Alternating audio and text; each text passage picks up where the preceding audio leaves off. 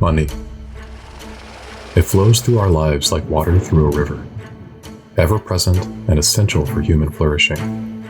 To know its history is to know the history of civilization. Every empire that rose and fell, every trade route that connected distant lands, every innovation that changed the world, money was there, the silent orchestrator of progress. And while it's always on our minds, we hardly stop to think about its properties at all. Most people would struggle to explain what money actually is. So what is money, really? The first kind of business was barter.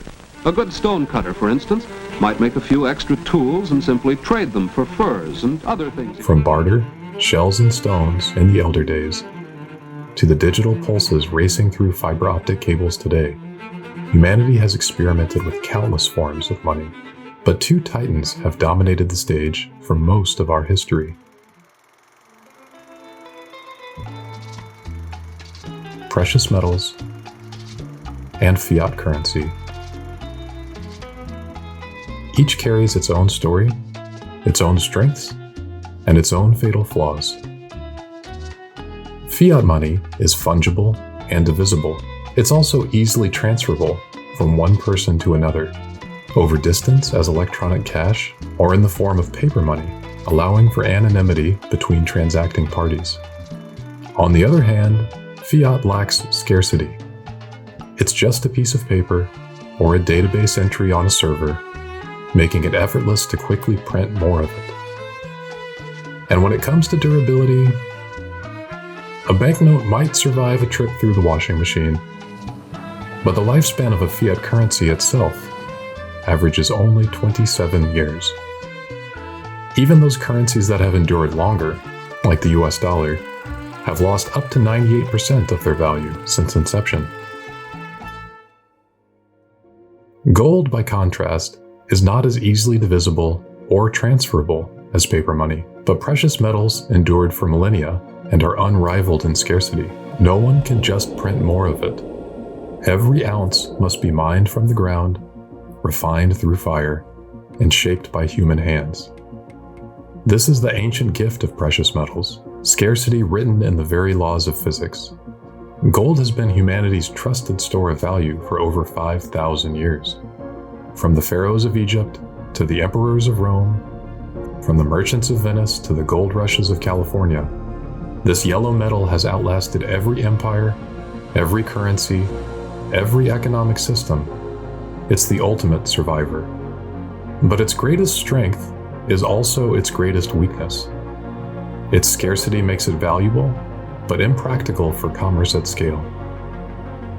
In a time where commerce moves at the speed of light, gold moves only at the speed of a heavily guarded truck. And so, we can observe a recurring cycle in human civilization. Societies that first rely on precious metals eventually reach a point where gold and silver become impractical, with liquidity constraints stifling commerce and throttling entire economies. At that stage, fiat currencies emerge to unlock much-needed liquidity, and, for a time, it works.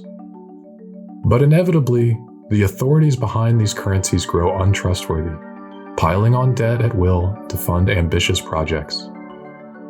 The end is always the same: collapse into hyperinflation. This is the story of every empire, from the Romans to the Ottomans. The details differ, but the underlying driver in their rise and fall is money. Fast forward now to the depths of the 2008 financial crisis. In a quiet corner of the internet, someone using the name Satoshi Nakamoto published a white paper that would change everything. Satoshi set out to break that cycle by introducing Bitcoin, a technology that fulfilled all of money's essential characteristics near perfectly. A permissionless, open, and trustless electronic cash system that was native to the internet and would issue its own free market currency. It was divisible down to the tiniest unit, transferable across the globe in minutes, and completely decentralized. No government could print more of it, no bank could freeze your account, No intermediary block your transaction. With that, the age of crypto began. It is hard to overstate the significance of this invention.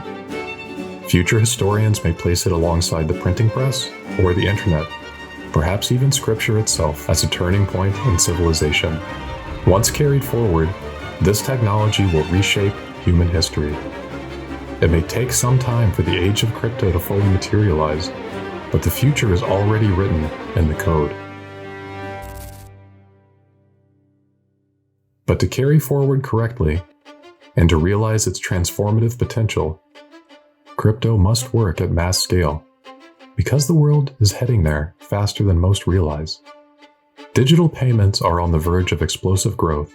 If current trends continue, we could see demand for over 100 billion transactions per day, a volume that pushes beyond what today's financial infrastructure was designed for.